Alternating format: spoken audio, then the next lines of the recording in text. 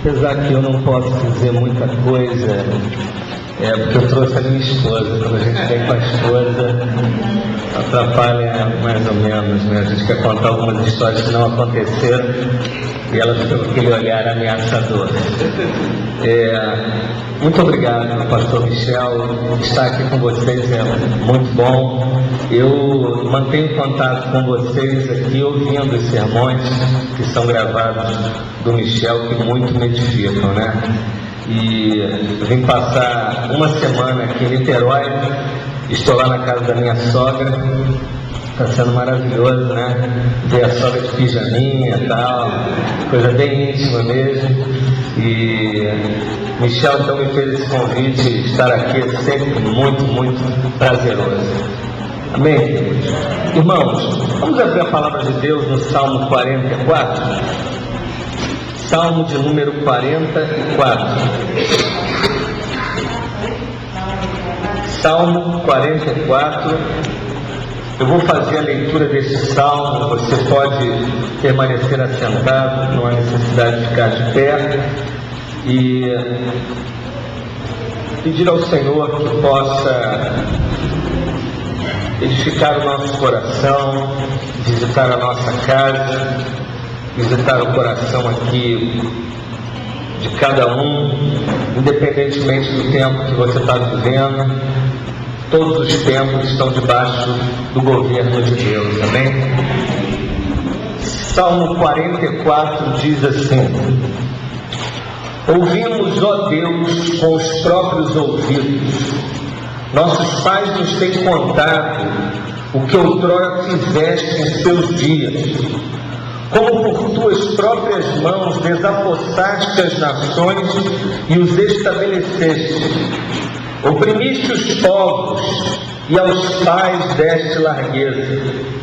Pois não foi por sua espada que possuíram a terra, não foi o seu braço que lhes deu vitória, e sim a tua destra, e o teu braço, e o fulgor do teu rosto, porque te agradaste deles. Tu és o meu rei, ó Deus, ordena a vitória de Jacó. Com o teu auxílio vencemos os nossos próprios inimigos. Em teu nome calcamos os pés os que se levantam contra nós. Não confio no meu arco, e não é minha espada que me salva, pois tu nos salvaste dos nossos inimigos e cobriste de vergonha os que nos odeiam. Em Deus nos temos gloriado continuamente e para sempre louvaremos o teu nome. Agora, porém, tu nos lançaste fora e nos expuseste à vergonha, e já não sais com os nossos exércitos. Tu nos fazes bater em retirada à vista dos nossos inimigos, e os que nos odeiam nos tomam por teu despojo. Entregaste-nos como ovelhas para o corte e nos espalhaste entre as nações. Vendes por um nada o teu povo e nada lucras com o teu preço. Tu nos fazes opróbrio dos nossos vizinhos, escárnio e zombaria aos que nos rodeiam. Põe-nos por ditado entre as nações, alvo de meneios de cabeça entre os povos. A minha ignomínia está sempre diante de mim. Cobre-se de vergonha o meu rosto, ante os gritos do que afronta e blasfema à vista do inimigo e do vingador. Tudo isso nos sobreveio, entretanto, não nos esquecemos de ti, nem fomos infiéis à tua aliança. Não tornou atrás o nosso coração, nem se desviaram os nossos passos dos teus caminhos, para nos esmagares onde vivem os chacais e nos envolveres com as sombras da morte. Se tivéssemos esquecido o nome do nosso Deus, ou tivéssemos estendido as mãos a Deus estranho, porventura não teria atinado Deus dele, que conhece os segredos dos corações? Mas por amor de ti, somos entregues à morte continuamente. Somos considerados como ovelha para o matador. Desperta, Senhor, desperta, não nos rejeites para sempre, porque escondes a face e te esqueces da nossa miséria e da nossa opressão, pois a nossa alma está abatida até o pó, e o nosso corpo como que pegado no chão. Levanta-te para socorrer-nos e resgata-nos por amor à tua benignidade. Eles vão fechar os nossos olhos, vamos curvar a nossa fronte, vamos orar mais uma vez a esse Deus santo e digno de toda a glória e de todo o louvor. Senhor, bendito seja o teu nome, Senhor. Eu quero te engrandecer e quero te agradecer pela tua infinita misericórdia. Quero pedir-te em nome de Jesus a tua bondade e a tua misericórdia que se renova a cada manhã. Ó Deus amado, ela se manifesta em nossos corações agora. Senhor, abre os ouvidos do nosso coração. Senhor, tira a venda dos nossos olhos. Não permita, Deus, que a nossa visão da tua beleza e da tua graça seja embaçada nesta hora. Que possamos, ó Deus, compreender para viver. Viver segundo a tua vontade. Deus, visita o coração daquele que está abatido, o coração do interessado, o coração do desinteressado, o coração dessa mulher cansada, deste homem, ó Deus, desanimado, o coração desse irmão que está alegre com as boas notícias recebidas ao longo da semana, e o coração enlutado também. Ó Deus, tem misericórdia de nós. Aqui estamos, histórias tão distintas, carentes de uma intervenção sobrenatural do Senhor continuamente. Pedimos a tua bênção, ó Deus. Fale o nosso coração. Em nome de Jesus. Amém. Algum tempo atrás eu vivi uma experiência bem inusitada. Um rapaz que frequentava a minha igreja, ele me pediu para ir com ele ao hospital. E eu perguntei se ele estava doente. Ele disse que não, ele iria pegar o resultado de um exame. E ele estava muito nervoso.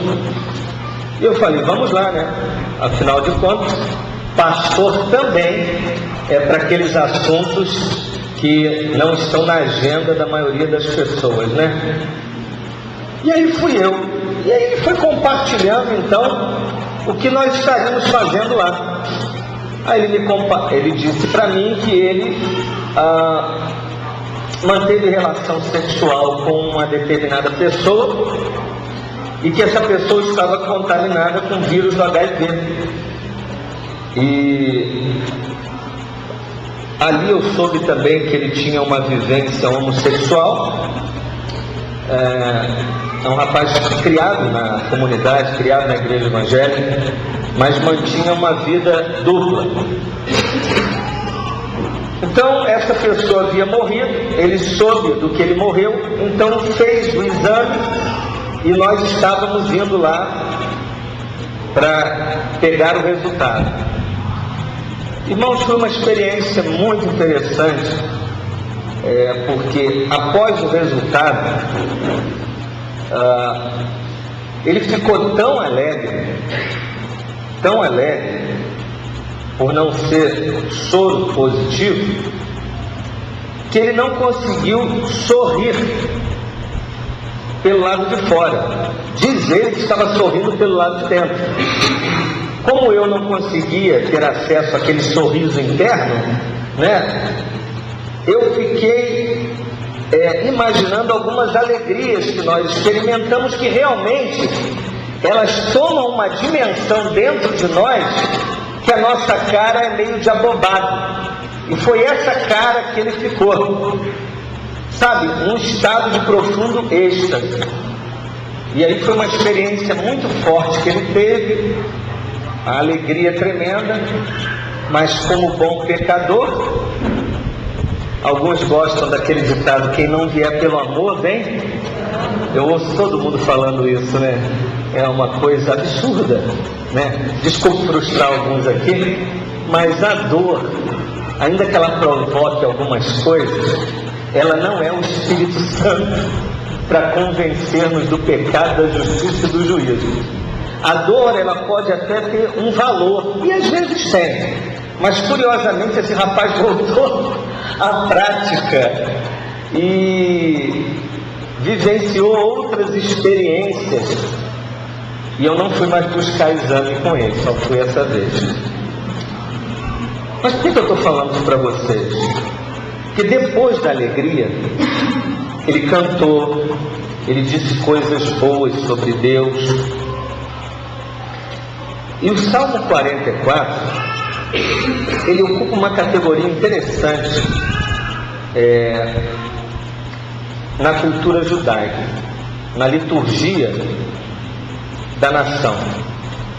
O exército de Israel, quando voltava depois de uma vitória, eles entoavam alguns salmos.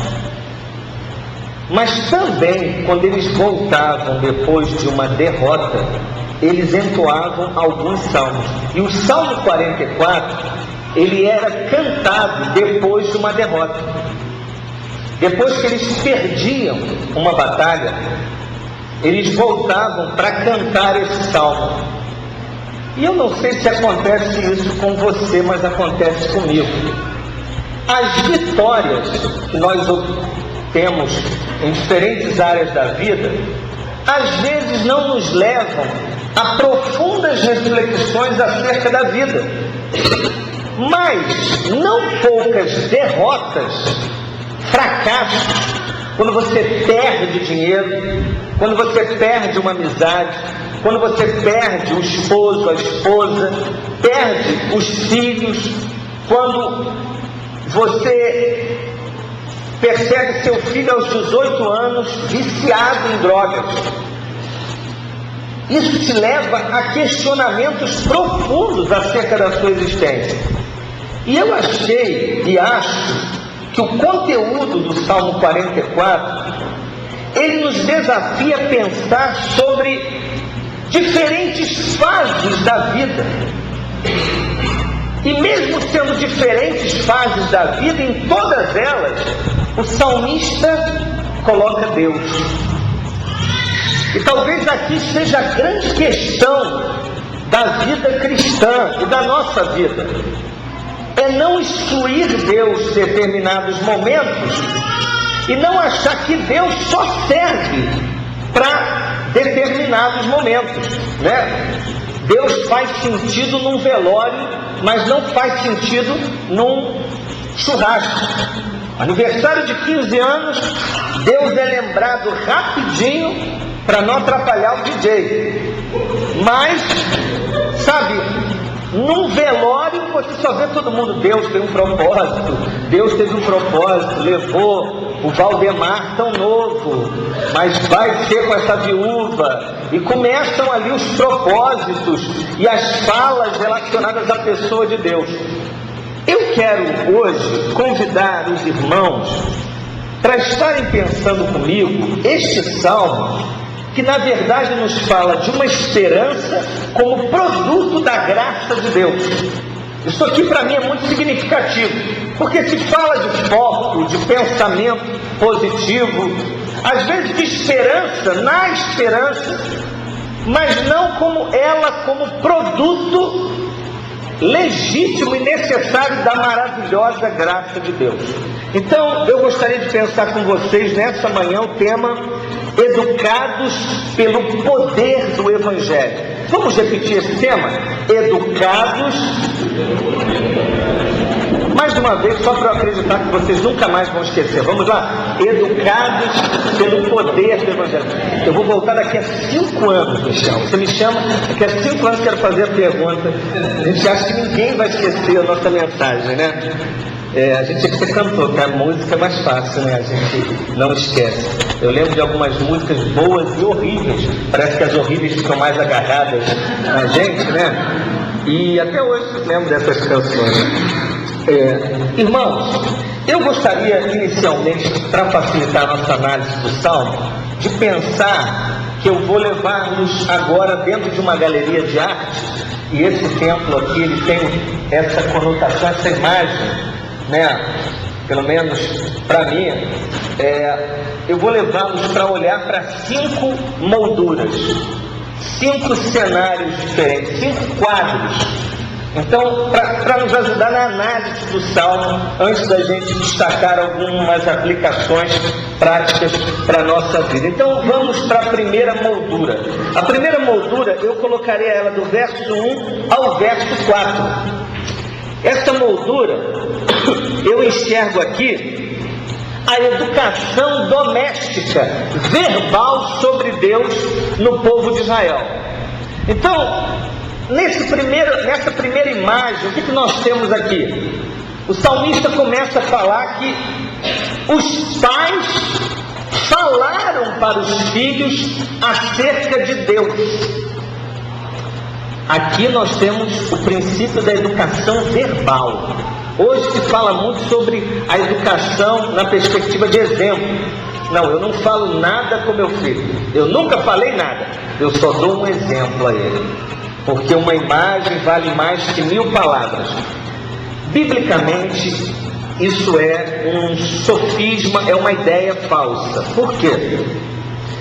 Porque, na verdade, se você não for instruído,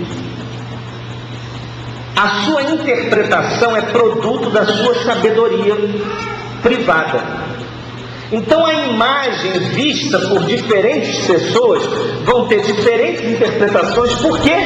Porque não houve a verbalização daquilo que está sendo visto.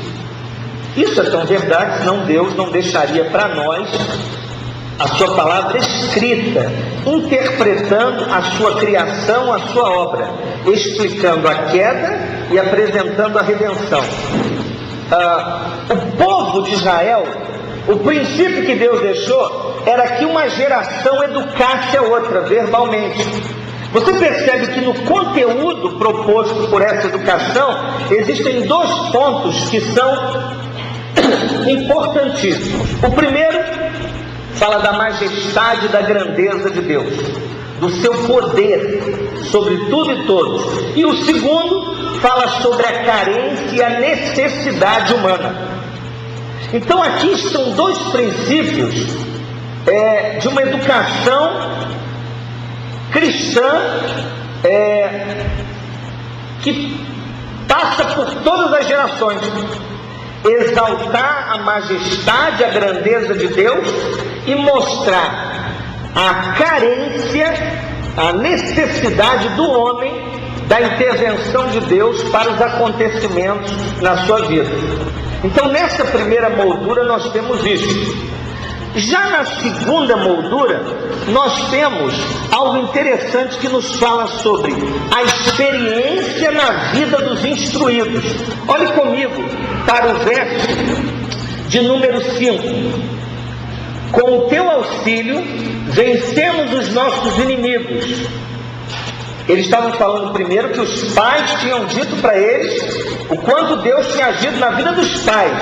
Agora ele já coloca o verbo aqui, nós vencemos, nós tivemos uma experiência. Só que o verso 6 mostra que eles trouxeram para a vida deles de experiência o que eles aprenderam com os pais.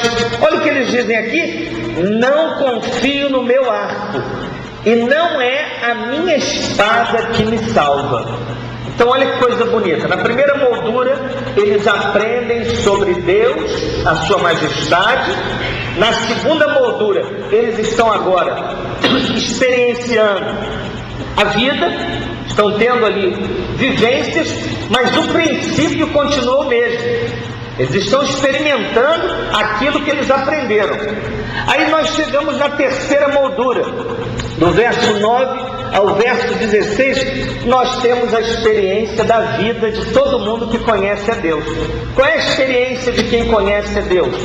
É experimentar fracasso. Quem conhece a Deus sempre terá desconforto ao viver fracassos, ao viver dissabores na vida. Por exemplo, eu ouvi agora o Michel orando por essas crianças, pedindo a Deus para guardar os nossos filhos. Permita-me perguntar aos senhores: vocês creem que Deus guarda os nossos filhos? Amém? E se no momento que essas crianças saíssem daqui, entrasse um bicho aqui, um cachorro, passou um cachorro ali, eu vou falar dele, e voasse numa dessas crianças e tirasse a vida de uma delas, nós entraríamos em crise com quem? Com o dono do cachorro ou com Deus? Quem não guardou a criança? Vamos entender, pastor. Quem não guardou foi o diabo. Cadê o diabo? Vamos pegar o diabo. A oração do pastor Michel foi: pastor Michel, tinha que ter orado mais tempo. Tinha que ter orado mais tempo. O problema foi de quem? Nós temos que achar um culpado aqui. Alguém vai falar: é a mãe negligente. Um retiro da minha igreja, um mês atrás, um lugar lindo, paradisíaco, maravilhoso. Aquele lugar que você... Por isso que existe foto e filmagem, né? A gente quer capturar os momentos bonitos e levar depois no bolso ou dentro da Bíblia. Que delícia! Uma garotinha, Ana Luísa, ela vai assim, tem a escada, a criança não gosta de descer a escada e subir, ela quer ir para uma outra área que não pode ir, ela quer, aí foi para aquela área e caiu de cabeça, uma altura de uns 3 metros, mas caiu assim, ó, tom. Aí abriu a cabeça da menina, foram lá acordar um rapaz, um médico da igreja, acordaram ele trabalha em UTI, já acordou como se estivesse na UTI, voou lá, tal, pegou a menina, levou para o hospital e a menina foi fazer uma cirurgia, chamaram o neurocirurgião. Presta atenção, nós estávamos no retiro, nos alegrando, que delícia, tal, delícia, aquelas brincadeiras, né, brincadeiras sem graça, com graça, tudo é bom em retiro. Aí acontece essa tragédia, de repente nós estamos orando, aí começou: vamos encontrar um culpado, vamos pegar o dono do sítio, ele tinha que ter posto um negócio aqui. Segundo, a mãe da criança, a mãe estava dormindo, deixou a criança brincando, vamos pegar a mãe da criança. E o pai não cuida dele nesse lugar, é só a mãe que se preocupa, então vamos pegar o pai. Presta atenção, nós temos então essa cultura.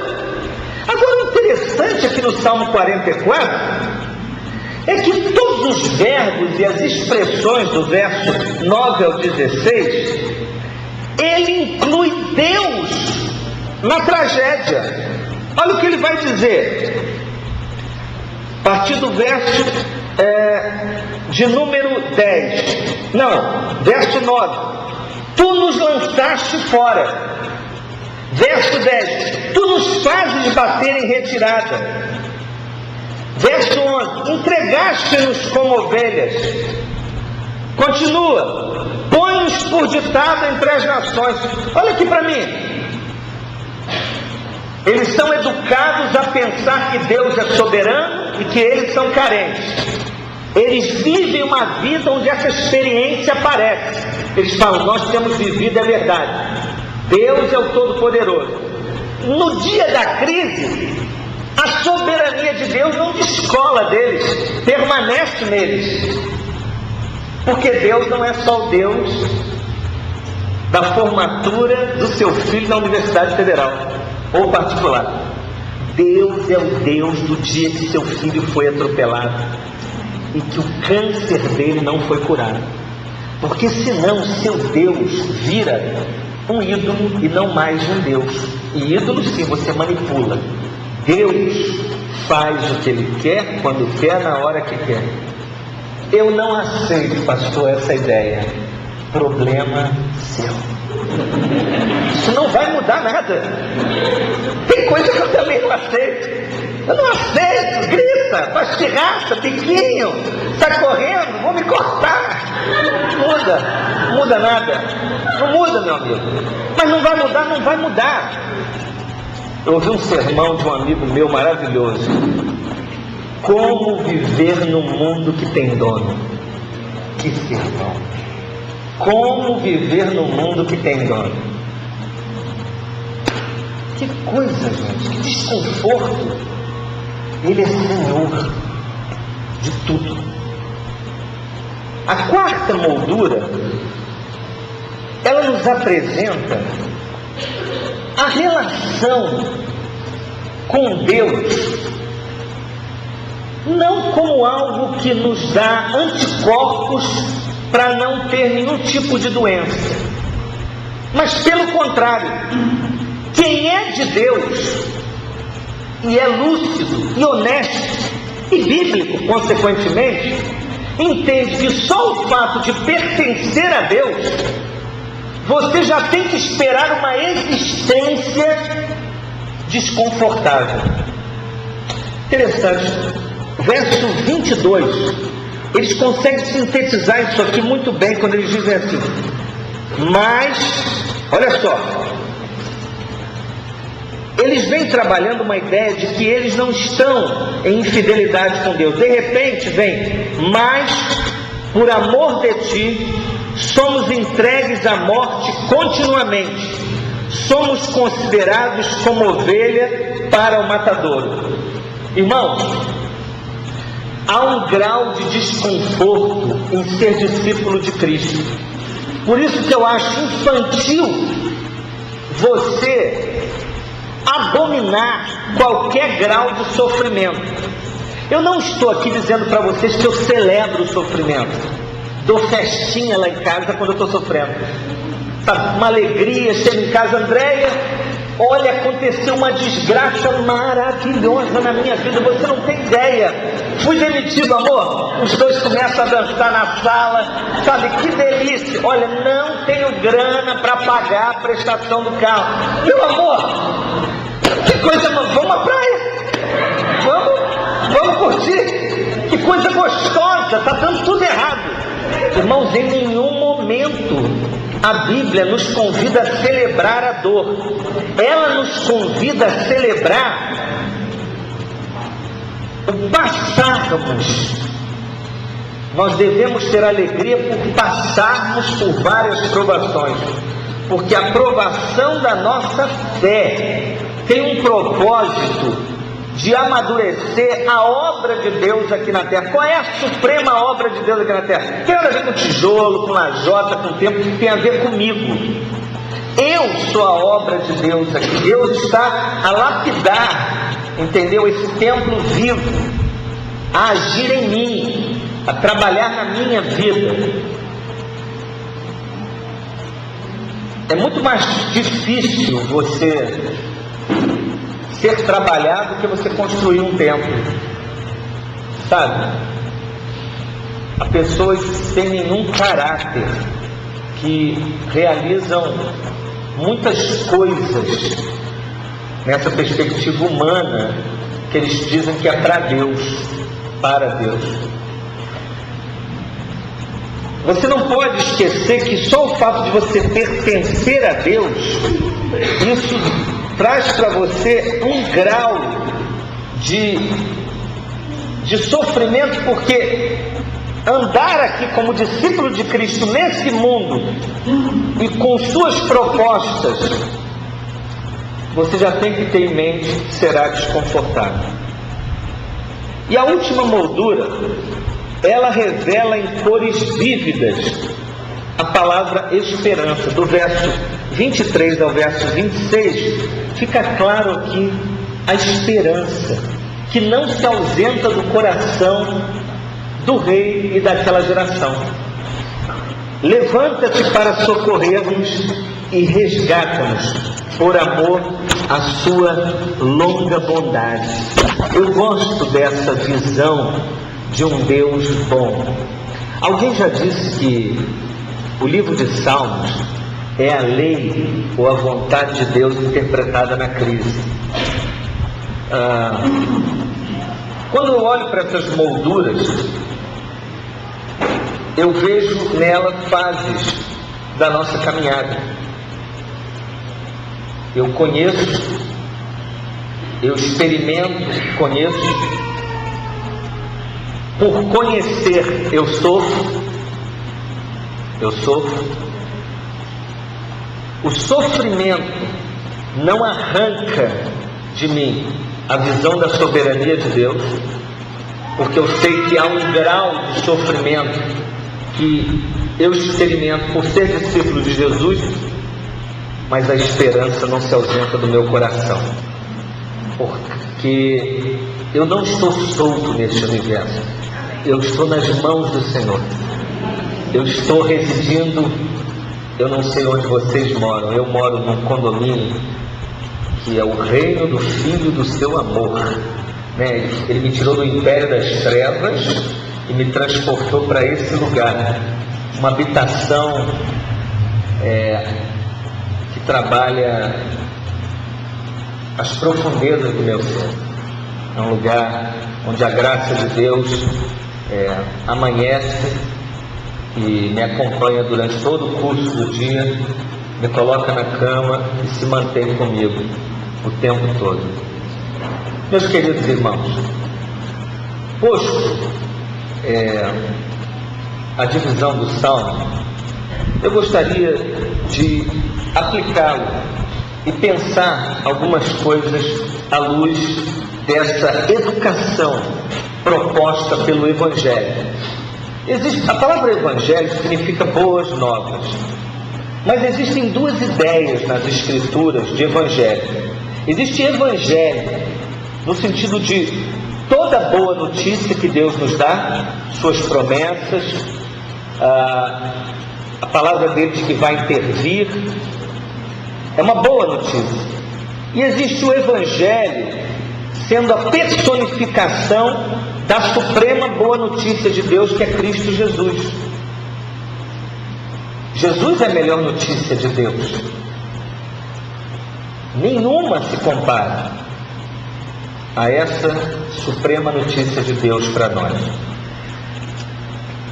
Você precisa ser educado pelo poder do Evangelho para que a soberania de Deus seja exaltada e a sua necessidade exposta.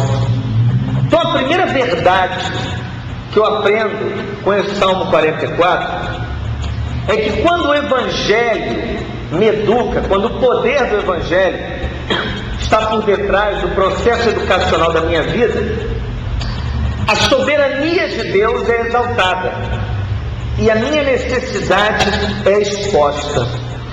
Interessante, toda educação cristã que não destaca a glória de Deus e a miséria humana, ela deve ser por nós rejeitada. Permita-me falar sobre aqueles que cresceram na igreja sem receberem essa educação. E eu tenho descoberto que não é tão difícil, principalmente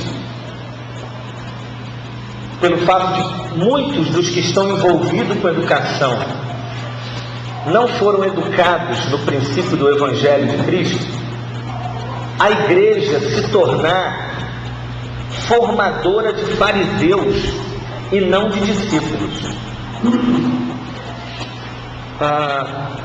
Vou contar uma história. Eu estava passando, eu vou falar da minha igreja, tá? A igreja que eu estou pastoreando. E aí essa visão identificou que eu não estou com essa bola toda, não. Pelo contrário. Eu passei e vi uma aula de uma professora. E a professora estava dizendo o seguinte para as crianças: olha, vocês não podem falar nome feio, hein? Não xinguem a mamãe, não batam no irmãozinho, que vocês são crentes. Eu fiquei um pouquinho ali, ouvi mais algumas coisas, aí chamei a pessoa responsável pelo departamento infantil e falei: olha, eu queria fazer alguns encontros com o departamento infantil, com as professoras. Comprei livros, uma série, aquela verdinha do A6 Stroll. Demos um conjunto de 3 livros para cada professora, e eu dei 2 palestras, foram 2 ou 3, onde eu mostrei para elas a diferença de uma educação baseada na lei e de uma educação baseada no Evangelho. As crianças, não é que elas não precisam ouvir aquilo, não taca pedra na mamãe, não esfaqueia o irmão, não é que as criancinhas da igreja não devam ouvir essas coisas, mas essas coisas elas escutam em outros lugares. Na igreja elas precisam aprofundar a visão de que elas são pecadoras, no caso delas, pecadorazinhas, né? Porque elas são pequenas, mas o efeito e a força do pecado, os professores têm que ser criativos para ensinar isso, e que só Jesus Cristo é o Salvador, de que o comportamento delas não irá salvá-las, de que as boas maneiras não será um sinal de que elas são salvas, porque elas podem crescer com a ideia de que não roubam, não falam palavrões, né? Paralelepípedo, não falam essas palavras grandes, e são salvas. Esse é um processo de catequização que a gente gera o quê? Fariseus. E eu estou dizendo isso, irmãos, porque quando você lê o modelo de educação que a mãe de Timóteo e a avó, olha a avó aí, vó não existe só para deixar as crianças quebrar a casa, não.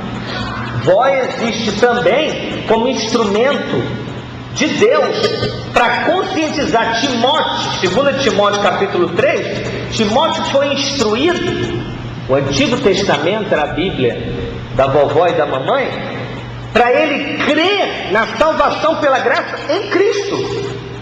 Então, quando eles estavam estudando Provérbios, estavam lendo lá, aqui, Timóteo, o que você acha dessa orientação?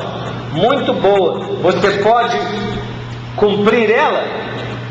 Posso. Você não vai errar? Ah não, vovó, eu não sou perfeito. Você já disse isso para mim, que eu sou uma gracinha, mas não sou perfeito. Timóteo, você precisa de um Salvador. Quando a palavra mostra a sua impossibilidade, ela também está apontando para a sua necessidade da graça salvadora que só se encontra em Cristo Jesus. Esse é o processo de catequização que devemos ter, ministrando a nossa geração para que eles cresçam com essa visão. Então, amados, isso é essencial para nós. O Salmo 44 nos mostra isso. Foi ensinado que Deus é soberano e que o homem é pecador. Esse pecador isso deve ser tão aprofundado que isso tem que estar na pauta da pessoa para qualquer área da vida. Vamos lá. Por ser pecador, ele vai ter um casamento e uma vida profissional e uma vida relacional atingida pelo pecado. Eu ia dar um exemplo particular, mas minha esposa está aqui, eu não vou contar não. Poxa, André, brincadeira, falar um negócio assim. Deixa eu fazer fofoca de alguém, sem ser eu. Você vai chegar, por exemplo, vamos pensar na relação de um casal onde o esposo, ele saiu de casa às 7, chega em casa às 7, chega em casa, toma uma ducha, vai para o computador, aí ele tem 3 filhos, vem o filho falar com ele, um negócio lá, ele dá um grito, aí corre lá para a mãe, seu pai está nervoso, seu pai está nervoso. Aquelas mulheres que falam baixo, delicado, tem medo do marido, que ainda não casou ainda não casou, está com estranho ainda em casa. Seu pai está nervoso, trabalhou muito. Saiu de casa, trabalhou muito. Quem ficou em casa não trabalhou nada. Ficou deitado, só vendo Vale a Pena Ver de novo, e por aí vai. Aí, o camarada está irritado com o filho. Quando vai deitar, ele começa a falar com a mulher que ninguém o valoriza em casa. Ninguém o respeita. Por isso que ele está irritado. E todo mundo tem que respeitar o irritadinho. Porque é ele que paga a escola, paga o plano de saúde. A irritação dele, ele não consegue identificar como um ídolo.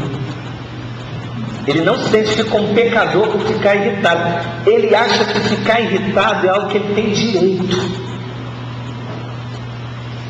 A dimensão do pecado não toca nesse aspecto da irritação. Ele é um irritadinho crônico, ele usa isso para manipular, para não se envolver com a educação dos filhos, para não fazer carinho na esposa, para não fazer algo na sua casa. Ele usa isso. Eu não sou valorizado. Quando eu tiver mais dinheiro, vocês vão me amar. A dimensão do pecado toca nisso. Só que dependendo da catequização desse indivíduo, ele não consegue ver pecado nisso. Pecado é o quê? Se ele pegar a vizinha sexualmente, se ele se envolver com um roubo grande, uma coisa grande mesmo. Olha só, amados, que educação cristã é essa? O Evangelho, ele nos educa de forma diferente. Ele exalta Deus e denuncia a nossa miséria. E nos mostra como seres profundamente dependentes. Segunda aplicação ou lição que eu encontro aqui nesse Salmo 44 é que você precisa ser educado pelo Evangelho para que em sua vida cristã você não confunda experiência com verdade. No Salmo 44 a gente vê que eles têm experiências. E as experiências que nós temos, elas mudam. Às vezes temos êxito em alguma coisa e não temos no outro. E não podemos dizer que quando tivemos êxito, existe agora um código, existe um esquema. E a gente começa também, que é uma forma perigosa, de achar que o que deu certo é verdade e o que deu errado não é verdade. Amado e querido irmão, a vida cristã é uma vida de experiência. Não temos como negar isso. Por saber quem Deus é, eu sei que Deus pode fazer todas as coisas. Por exemplo, quando eu leio o livro de Atos, tem uma situação ali que eu fui estudar num lugar e dividi um quarto. Estava eu, um gaúcho e um cearense. E o rapaz lá do Ceará, que está terminando mestrado em Antigo Testamento, homem de Deus, muito piedoso. Mas aí eu cheguei para ele e falei: olha, quando eu leio essa experiência de Filipe, que ele foi trasladado, ele foi tirado de um lugar e apareceu no outro. Sai daqui dessa igreja aqui, apareço lá. Aonde? Um bairro perto aí. Vou falar para Ipanema. Já caio com água de coco e numa cadeira. Entendeu? E um etíope turista do meu lado para eu evangelizar. A cena. Aí eu falei: olha, quando eu leio o livro de Atos, nós dois conversando sobre o livro de Atos, eu falei, quando eu leio, eu vejo ali o que Deus pode fazer. Eu não vejo ali esqueminhas, regrinhas, 3 passos para Deus fazer sua vontade. Não adianta. Eu vejo tudo que Deus pode fazer. Deus pode enviar um verme para comer um político de Brasília todinho. Deus pode visitar uma pregação do Michel, se converte, 5.000 homens, fora as mulheres e as crianças. Entendeu? Deus pode curar enfermidades das mais diversas, enviar anjos para abrir cadeias. Deus pode fazer. Aí ele falou, não, isso aí Deus está dizendo que ele fez. Eu achei interessante, estavam dois pastores, um deles dizendo o seguinte, Deus fez isso. Eu leio essa história na igreja e digo o seguinte para as pessoas, gente, Deus fez isso. Pastor, ele pode fazer? Não, Deus fez. Aí eu não consegui. Por que Deus faz isso comigo? Olha, eu fiz isso. Aí começa a rir. Por quê? Coitado, você nasceu na época errada. Não vou fazer nada hoje. Hoje eu não faço mais nada por vocês. Vocês estão perdidos. Mas que brincadeira é essa? Aí eu falei com ele, olha só, eu não estou dizendo que eu vou mandar Deus fazer, mas como é bom saber que meu Deus pode. O conhecimento da verdade, ela não deve nos tornar frios. O conhecimento da doutrina é para nos aproximar e levar-nos a uma lucidez audaciosa, a uma lucidez cheia de esperança. Eu acho que a melhor designação é o seguinte, é me tornar um realista com esperança. Sabe, eu estou diante de eu não sei quem já viveu essa experiência. Faleceu uma amiga, eu era pastor dela, e uma amiga querida, faleceu, leucemia. Quando eu me aproximei do caixão dela, falei, Deus, tem misericórdia. Pensei comigo, não falei em voz alta, mas no meu coração eu queria que ela levantasse. Não levantou. Chamei um amigo para visitar uma família. Na Barra eu cheguei a visitar um rapaz, um senhor também, estava coma há 13 anos, em coma. Fui visitar uma senhora, aí levei um amigo, na época ele não era pastor, hoje ele é pastor. Aí nós entramos no quarto, o marido deixou a gente, a mulher dele saiu para fazer uma cirurgia plástica, tinha que fazer, porque mulher assim, eu tenho que fazer, o que é? Não, é para chegar um pouco para cá, eu tenho, minha vida vai ser completamente diferente, é aqui ó, aí vai, se eu não fizer essa cirurgia já era, meu casamento, meus filhos, não estou aqui assustando ninguém, tadinha, estava com a cirurgia marcada, né, fica tranquilo. Aí fui lá, entramos, a mulher lá, 13 anos, foi para fazer uma cirurgia na anestesia, entrou em coma, 13 anos em coma.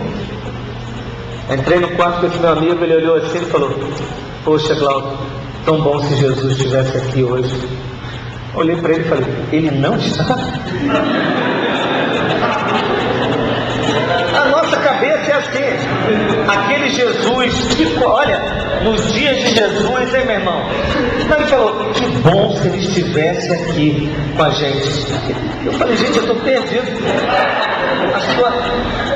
O apóstolo Paulo chega a dizer, Cristo em nós, Cristo em mim, esperança da glória. Não, irmão, preste atenção no seguinte, a verdade não é para tornar você uma pessoa cínica, uma pessoa fria. A verdade é para você ter esperança, orar de forma audaciosa. No entanto, e isso eu confesso que eu aprendi com um sermão do pastor Michel, onde ele pregou em Hebreus, e eu botei em prática lá em casa. Minha esposa foi fazer um concurso, Prefeitura do Rio de Janeiro. Aí a André chegou em casa, passou na primeira fase. Irmão, quando a mulher passa na primeira fase, num concurso, eu já me vi numa rede balançando, parando de trabalhar, só ela saindo, indo para a praia, com as crianças, fazendo comida. E falei, meu Deus do céu, coisa, né, irmãos? Coisa de latino mesmo, né? Ganha dinheiro. Aí André passou na primeira fase, aquela alegria, vem a segunda fase, André foi. Eu mais empolgado que ela, tudo por amor, nada com interesse financeiro.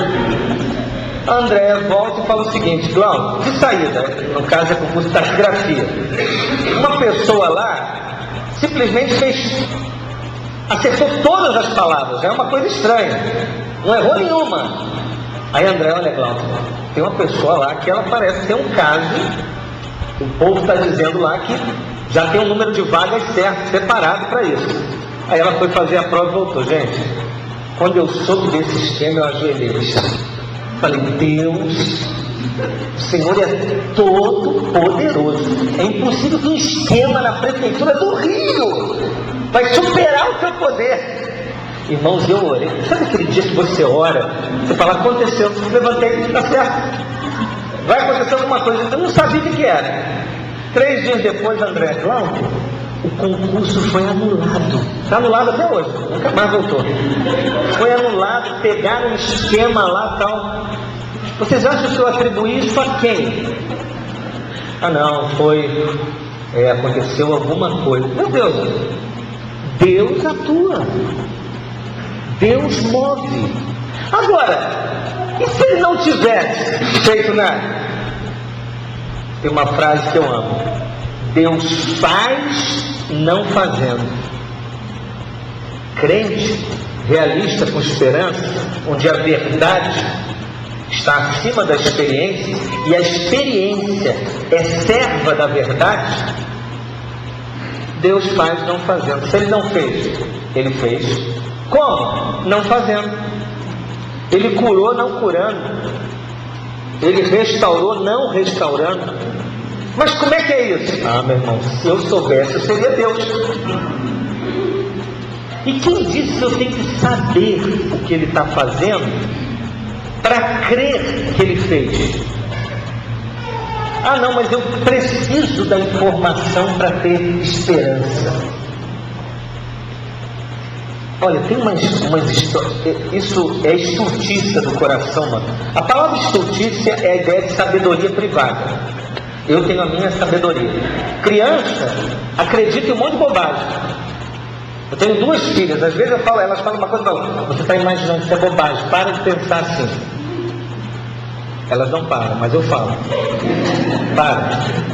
Mas a vida, Deus vai tratá-las no caminho. Vai te pegar, Luiz. Fica mexendo. Vai te pegar. Preste atenção nisso, querido. O coração nosso, às vezes, tem o seu credo particular. E fica acreditando em algumas coisas. E aquilo vai tocando em diferentes áreas da nossa vida. A verdade de Deus, ela existe para atuar nessas áreas. Jonas sabia ou não o que Deus queria dele? Jonas sabia? Porque tem gente que diz assim, se eu souber o que Deus quer, Michel, ninguém me segura. Senhor, me revela a sua vontade, fala. Para onde eu devo ir? Para onde? Fala. Geralmente são os piores lugares. O cara entra numa de servir a Deus. Senhor, eu quero ir para o interior da Guiné-Bissau. Entendeu, Senhor? Me leva, Deus, me leva. Uma coisa meio, sabe, de expurgar, entendeu? Uns fantasmas da alma. É gente que gosta dessa cultura penitencial. Eu tenho que sofrer. É gente que acha que vai ser feliz quando for triste. Sabe? Tem que ter desgraça, senão não é cristão. Tem que ter problema. Meu Deus, que isso? O apóstolo Paulo está tomando uma surra e ele fala, olha, já está bom, eu sou cidadão romano. Aí o pessoal, para de bater então. Se ele podia falar que era cidadão romano, para que ele falou, não bate mais, eu quero sofrer. Não existe isso. As experiências devem ser experimentadas, guardem isso, tendo a glória de Deus como alvo.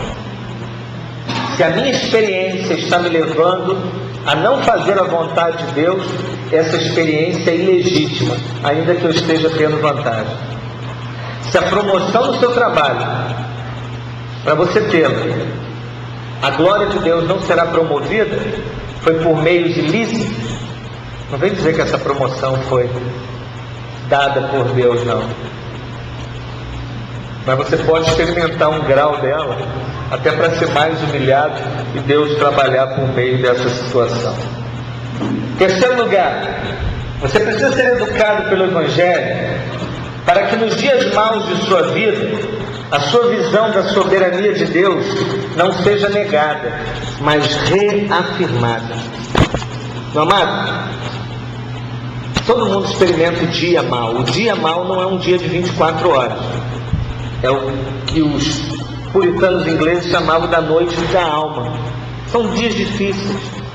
Dias difíceis. Deus é soberano, mas seu marido não para de beber. Deus é soberano e você perdeu um filho de overdose. Deus é soberano e o divórcio chegou na sua casa. Deus é soberano e o seu filho nasceu com um problema. Deus é soberano e houve um acidente de carro. Deus é soberano, entendeu? E você não conseguiu ter vantagens financeiras naquele investimento. Deus não vai deixar de ser soberano porque a fase é difícil. A soberania, a visão da soberania de Deus, ela não está a nosso serviço. Isso aqui é importante. A desobediência de Jonas à ordem de Deus fez com que a fuga de Jonas levasse um grupo de marinheiros a perceber o que é a fúria de Deus. O temor sobreveio sobre um barco. Deus está usando tudo e todos para a sua glória. Eu não posso esquecer o que está na Bíblia, em Jó 42:2. Bem sei que tudo pode, e nenhum dos seus planos pode ser. Irmãos, eu não estou aqui para não ser coadjuvante. Eu vou permanecer. Essa cultura cristã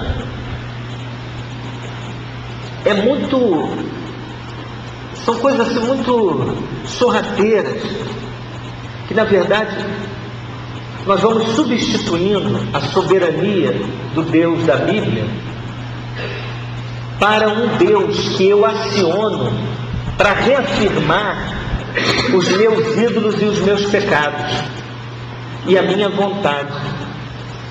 Irmãos, eu louvo a Deus por Deus me desrespeitar. Eu preguei um sermão e não lembrava mais, mas uma jovem lá da igreja, nós fizemos um pequeno grupo, aí pedi para todo mundo falar da sua experiência de como chegou à igreja. E aí essa moça falou: olha, eu cheguei à igreja, pastor, o senhor foi um dia pregar na igreja que eu estava indo, e o senhor pregou um sermão intitulado O Deus que Frustra Nossos Sonhos. Eu confesso a vocês, fiquei numa época que eu estava tão chateado com esse negócio de sonho. Sonhar os sonhos de Deus. Sonho. Uma frescurite, uma coisa enjoada, negócio de sonho. Todo mundo... na verdade, estava sendo disfarçado ali um monte de desejo enrustido. O cara fala: Deus tem sonhos maravilhosos para mim. Quando você declara umas coisas assim, nesse maravilhosos, você nunca inclui caminhos desconfortáveis, né? Parece que a vida, a infantilidade das histórias infantis, e viveram felizes para sempre. Já reparou que essa expressão é sempre no fim da história? Viveram felizes para sempre. Pô, acabou a história. Gente, a vida é dramática, entendeu? Eu não conheci o meu pai. Ele se separou da minha mãe, eu tinha 2 anos, e ele faleceu, eu tinha 16. Minha mãe não fez muita questão de que eu o conhecesse, e ele também não era uma pessoa de iniciativa que foi tentar me conhecer. Eu cresci então numa casa com a minha mãe, a minha avó, uma tia e 3 primas, a casa das 6 mulheres, e um cachorro chamado Dick, vira-lata, que é o único que resistia à tensão daquela coisa, e uns gatos que apareciam. 10 anos da minha vida eu morei em Araruama. Na época o slogan é Onde o Sol Passa o Inverno. Bonito, né? Araruama, onde o Sol passa o inverno. E a minha casa, irmãos, a minha mãe, ela era uma figura. Minha mãe é uma figura, né? Então, sempre conversava comigo muito, falava, chegava assim, eu criança, ela me levava assim, no meio das amigas, aí estão conversando, parava a conversa, um garoto de 10 anos. Glau, o que você acha desse assunto que a gente está falando? Mãe, eu acho, e ele falava alguma coisa, ele é muito inteligente. Meu filho, muito inteligente. Vamos sair. Tira a camisa. Ah, não, tira a camisa agora. Ah, meu Deus, a gente vai na feira, tira a camisa. Tinha que tirar a camisa. Não, meu filho. Vai de sunga. De sunga na feira? Não, região de praia. Isso é macho. Porque minha mãe era assim, irmão. O irmão dela, homossexual, virou travesti no início da década de 60 e foi embora de casa. Então Dona Marta teve um filho e ouviu um conselho de alguma mulher: tem que ensinar o filho a ser macho. Então minha mãe, eu tinha que andar de cavalo, cortar grama, não podia ficar em casa. Irmãos, a primeira vez que eu entrei numa cozinha para cozinhar foi quando eu casei. E a outra gostou, que nunca mais pediu para eu sair também. Aqui, não é chegada não, é uma cozinha. Ela gosta de entrar para pegar o dela. Está aí. Irmãos, preste atenção no que eu quero que você observe. A soberania de Deus, ela está na nossa história. Deus me colocou, Michel, nesse ambiente que Ele sabia que depois eu ia ser pastor. E gente, pastorado é uma coisa louca. Vocês não têm ideia, a igreja é uma salada. Olha, não levanta a mão os malucos que estão aqui não. Mas convenhamos, olha quantas histórias representadas aqui.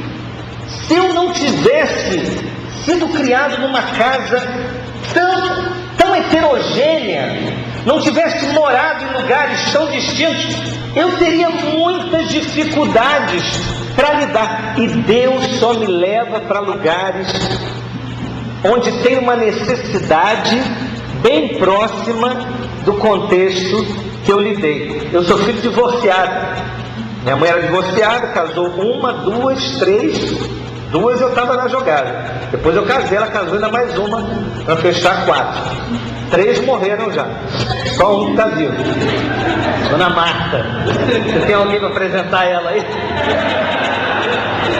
Ah, meu Deus. Agora, olha só. A minha igreja tem 14 mulheres divorciadas. E eu consigo entendê-las. Eu me divirto conversando com elas. E teve uma família que saiu da igreja e falou: pastor, a gente vai embora. Por quê? Essa igreja não é muito familiar, não. Eu falei: vai mesmo. Porque não, aqui o negócio é difícil mesmo. Vai, é melhor. Eu gosto de estar no meio de gente desajustada. Isso é chato falar, porque às vezes eu vou falar: Michel, eu gosto da sua igreja. É brincadeira. Irmãos, para a gente terminar aqui, vocês me chamarem novamente. Você precisa ser educado pelo Evangelho para que Deus seja o centro da sua vida. O que me chamou a atenção no salmista é que, não obstante as diferentes fases da vida dele, Deus era o centro da vida dele. Aquela história que eu falei daquele homem que chegava em casa nervoso, o interessante é que esse tipo de gente, às vezes, faz pública profissão de fé aos 12 anos na igreja. Responde até algumas perguntas do breve catecismo. São pessoas até bem intencionadas, mas o que há de errado com essas pessoas é que Deus não é o centro da sua vida. Essas pessoas estão no centro, são governadas pelos ídolos que eles promovem, por eles mesmos. Quando Deus ocupa o centro da sua vida, a sua miséria fica evidente. Irmãos, eu sou pecador, eu não sou bacana, eu falo com a minha esposa, sabe? Deus manda eu amar a Andréia, isso é lei. Aí eu vou amar a Andréia. Por eu saber que é lei, eu sei que eu não vou amar a Andréia de forma perfeita. Por isso que Jesus me salvou. Por isso que Jesus morreu no meu lugar. Por isso que Ele me vestiu com a justiça de Cristo. Eu não vou ser salvo pelo meu comportamento. Eu já machuquei pessoas com as palavras. Eu já aconselhei pessoas de forma precipitada. Eu já fiquei com raiva. Às vezes eu fico com raiva das pessoas que eu estou aconselhando. Fico com raiva. Um dia desse eu fui, um rapaz me acordou 9 horas no sábado, dormindo até mais tarde. Me acordou, eu fiquei com raiva, irmão. A minha mulher ficou com muito mais raiva. Muito mais, porque ela tem um sono leve. E eu ronco demais, né? Sofre demais, sofre, essa mulher sofre demais, gente. Trouxe até ela para passear hoje para ficar mais tranquilo. O rapaz me acordou às 9 horas, porque um domingo antes eu terminei o sermão, Michel, falando aquelas coisas que a gente não sabe que a gente fala.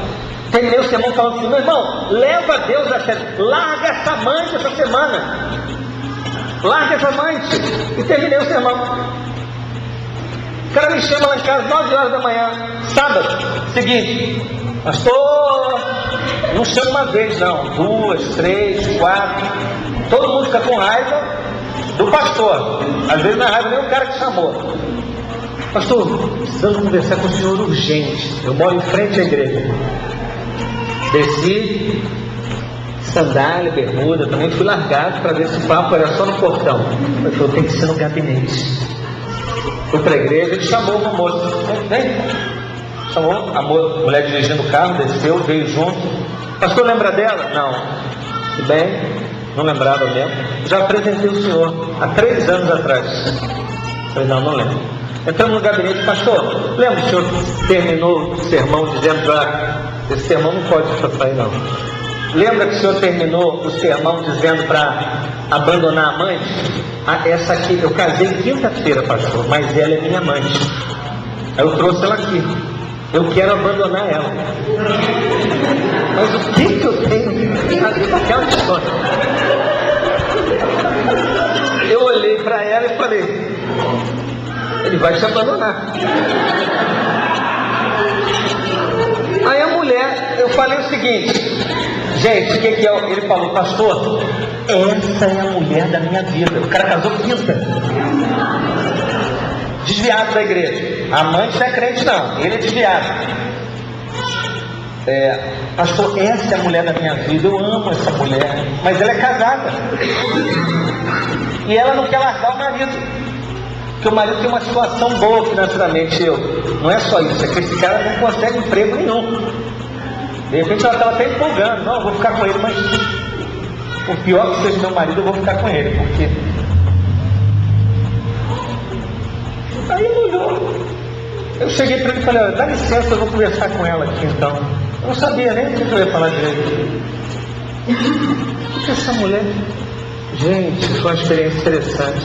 A amante quebrantada, pronta para entregar a vida a Cristo. E o desviado, gente. Aí eu falei, ela se derramou, orientei e falei: larga esse cara, nem como amante assim, Deus serve, não faz isso não. Então, gente, mas não servia, sério. Se eu tivesse dado um conselho, eu falaria: olha, não é um bom amante.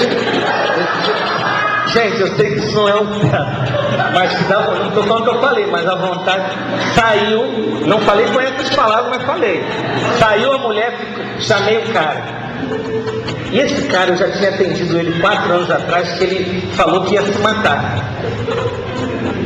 Falou que ia se matar e marcou para lá no gabinete antes. Pastor, estou pensando em me matar.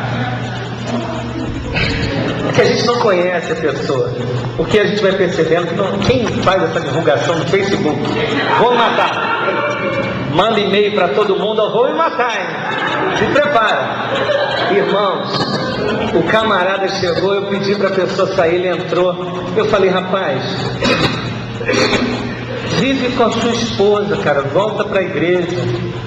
Ele falou: pastor, eu tenho que fazer isso, né? O senhor falou aquele dia. Eu fiquei pensando se eu não tivesse falado para largar a mãe. Pastor, mas eu fiquei impressionado o seguinte: Deus não é o centro da vida daquele rapaz há tantos anos, já foi seminarista. Ele vive de acordo com o que ele chama de traumas. Você sabe que muitas dessas conversas nossas, não estou querendo minimizar nada aqui, tá, irmão? Não estou querendo minimizar não, mas muitas dessas conversas são álibis para a gente permanecer onde está.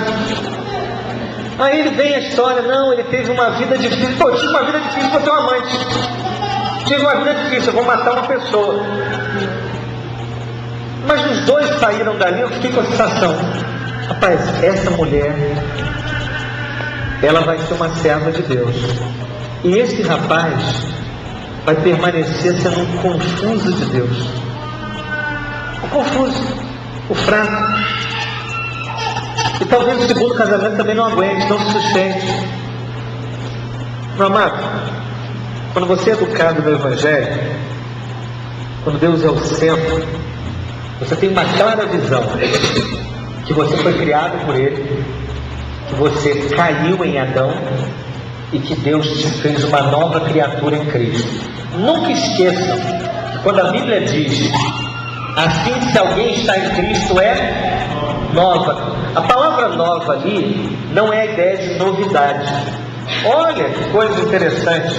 A palavra nova ali é uma ideia de novos desejos. Na verdade, nascer de novo é ter novos apetites, novos desejos, uma nova visão, um novo desejo que é um novo coração. O nosso problema aqui não está do lado de fora. Seu problema não é um amante, não é a falta de grana, não foi o seu pai, sua tia, sua mãe. O meu e o seu problema está no coração. As respostas do nosso coração a essa pressão é que é a grande questão. Em Cristo, Deus nos dá um novo coração. Agora há uma luta entre os novos desejos e os antigos. Como é que você identifica?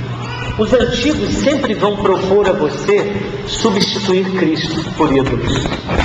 O ídolo da irritação, o ídolo da pornografia, o ídolo do prazer, o ídolo da religiosidade, o ídolo do silêncio. Em Cristo, os nossos ídolos serão expostos. Deus irá quebrá-los. Nós teremos que quebrá-los. Que Deus nos ajude, irmãos, porque a educação do Evangelho nos liberta para viver. Nos liberta. O conhecimento da verdade do Evangelho é libertador. Porque a verdade é uma pessoa que nos liberta, que nos leva para ela. Não vivam nenhum outro modelo, senão o modelo que está proposto por Deus. Devemos ser instruídos nele e nos aprofundarmos nele. Viver é viver para a glória dele. Porque tudo foi criado por meio dele e para ele. E sem ele, tudo que existe não tem graça, nem sabor. Vamos fechar os nossos olhos agora, neste instante. Vamos orar nesta hora, pedindo a Deus misericórdia, graça. Só o Espírito Santo para trabalhar em nós de uma forma preciosa e eficaz. Ó Deus de graça e de poder, tem misericórdia de nós. Nem todos aqui tiveram o privilégio de terem pais que ensinaram a verdade em amor. Mas te louvamos porque hoje temos a nossa comunidade, temos pequenos grupos, temos irmãos, temos a tua palavra, o teu Espírito nos guiando. Ó Deus amado e querido, trabalha, ó Deus, em nossas vidas, fortaleça, ajuda-nos, ó Deus. Nós não somos pessoas suficientes para a demanda dessa vida. Só o Senhor pode nos ajudar. Obrigado pelo Salmo 44, que mostra de forma tão honesta que quem conhece não necessariamente são pessoas que não experimentam dor, não choram, não têm crise. Pelo contrário, por conhecer, experimentam essas coisas. Ajuda-nos, Senhor, a viver para teu louvor e para a tua glória.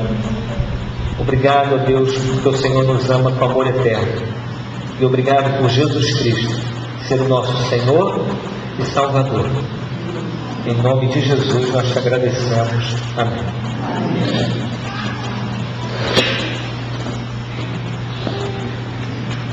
Amém, gente. Eu tenho a alegria de poder conversar com o Glauber uma vez por semana. A gente fica mais ou menos uma hora e meia no Skype conversando, e ele me faz rir sempre, porque ele é essa figura. Deus nos dá a graça de ter bons amigos, né? Graças a Deus por isso. Eu quero, então, dar sequência ao nosso culto. Quero convidar os músicos a virem aqui à frente, ministrarem um louvor. Quero convidar você a trazer aqui à frente o seu dízimo e a sua oferta. Em seguida, nós teremos uma breve cerimônia, uma oração de ação de graças pelo casamento do Nelson e da Kátia. Estão fazendo, na quarta-feira, né? Fizeram 25 anos de casado, e eles vão trocar de alianças, vão, na verdade, renovar as alianças hoje, e eu quero orar e abençoar essas alianças, esse casamento. Então hoje é um dia de grande alegria, porque o pastor Glauber falou aqui de tantos problemas que são vivenciados dentro do casamento, as complexidades do ser humano, como que a gente tem dificuldade de lidar com o outro, como cada um de nós é cheio de ídolos, né? E um casal conseguir viver 25 anos juntos e se amando, com 2 filhos, um neto, aquela criança ali que riu a mensagem inteira do Glauber, viu, Glauber? O moleque não sabe nem falar ainda, mas ele já riu de você. Estão juntos, então é motivo da gente render ação de graças a Deus. Então, se você separou o seu dízimo e a sua oferta, fica de pé antes de ir à frente, levanta o seu envelope. Eu quero orar pelo dinheiro que você está consagrando, entregando a Deus. Fica de pé comigo nesse momento, e antes de trazer aqui à frente o seu dízimo e a sua oferta, eu quero orar pela sua vida e orar pelo dinheiro que você está ofertando a Deus nesse dia de hoje. Senhor amado, muito obrigado, Jesus, porque o Senhor é maravilhoso. O Senhor não nos promete que teremos uma vida fantasiosa, de realização de sonhos e alegrias o tempo inteiro. O Senhor diz que estará conosco até nos dias de crise. Obrigado, Deus amado, porque o Senhor é um Deus de promessas e promessas realistas. Obrigado, Senhor amado, pelos dízimos e pelas ofertas que podemos trazer ao Senhor aqui hoje, pelo fruto do nosso trabalho, pela saúde, pela capacidade, pela condição que o Senhor nos dá de trabalhar, e pela generosidade, Deus amado, que o Senhor coloca no nosso coração. Obrigado, Deus Santo, porque trazemos aqui hoje fruto do nosso trabalho, da nossa renda. Rendemos graças ao Senhor, e a minha oração é para que o Senhor abençoe cada um que me deu aqui nesse momento, que o Senhor prospere cada um, que nada nos falte, que o Senhor nos sustente, em nome de Jesus. Amém. Pode trazer aqui à frente o seu dízimo, a sua oferta. Nós vamos adorar a Deus nesse momento.